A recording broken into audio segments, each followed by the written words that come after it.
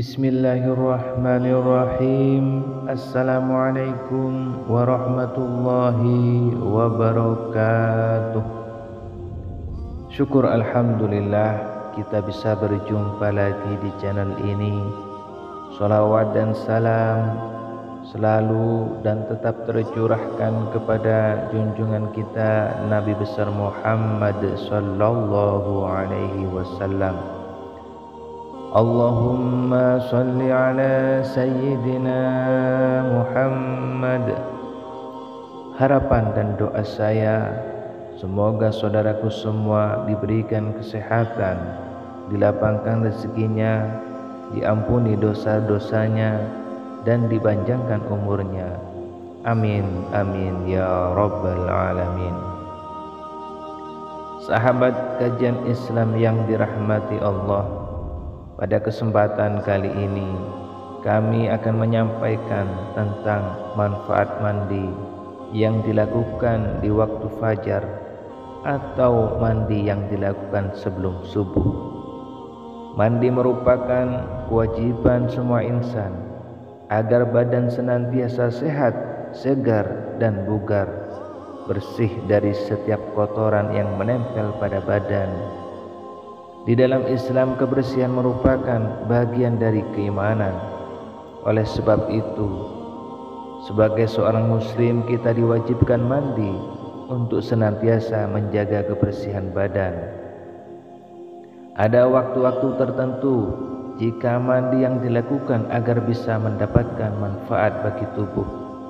Mungkin tidak sedikit orang yang banyak belum tahu mengetahui tentang khasiat dan keistimewaan dari mandi yang dilakukan di waktu fajar atau mandi yang dilakukan sebelum subuh. Sebenarnya telah banyak contoh dan perilaku tertentu di dalam Islam, namun kita tidak mengetahui bahwasanya mandi yang dilakukan sebelum subuh itu memiliki banyak khasiat dan manfaat bagi tubuh. Di antaranya adalah jika mandi dilakukan di waktu terbit fajar atau sebelum subuh sekitar pukul 4 pagi, di waktu ini begitu sangat istimewa. Para nabi dan rasul adalah manusia yang paling mulia. Mereka senantiasa menghidupkan waktu sepertiga malam sampai fajar. Karena itulah mereka adalah manusia yang paling sehat dibanding umatnya, dan keteladanan ini diikuti oleh para tabi'in dan salafus saleh. Mereka meraih kesehatan dengan memperbanyak mendekatkan diri kepada Allah, dan insya Allah termasuk kebiasaan mandi yang dilakukan di waktu fajar. Gas O3 mempunyai pengaruh yang positif pada urat dan mengaktifkan kerja otak dan tulang. Ketika seseorang menghirup udara fajar yang dinamakan dengan udara pagi, dia akan merasakan kenikmatan dan kesegaran yang luar biasa bagi siapa saja yang senantiasa rutin mandi di waktu fajar atau mandi dilakukan sebelum subuh dengan istiqomah. Insya Allah akan mendapatkan manfaat dari mandi yang dilakukan waktu subuh. Berikut ini beberapa manfaat jika kita senantiasa mandi yang dilakukan sebelum subuh. Yang pertama adalah tidak terkena penyakit air, sakit, demam, pilek dan lain sebagainya.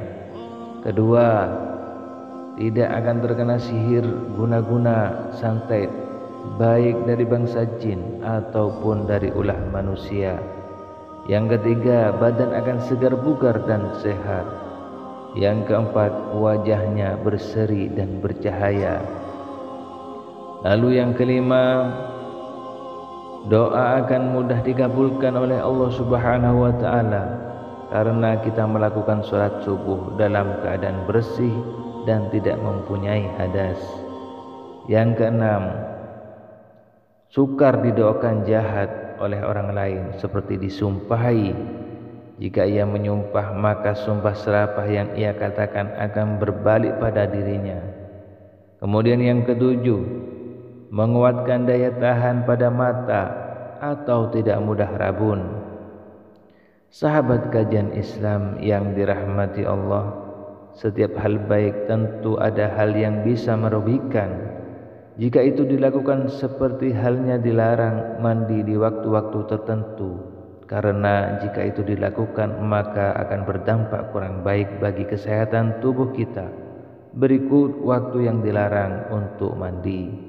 Yang pertama adalah jangan mandi 30 menit setelah sholat asar, karena di waktu tersebut kondisi darah di tubuh dalam keadaan panas, sehingga kita melakukan mandi di waktu itu bisa mengakibatkan akan timbulnya rasa lelah dan letih yang berlebihan.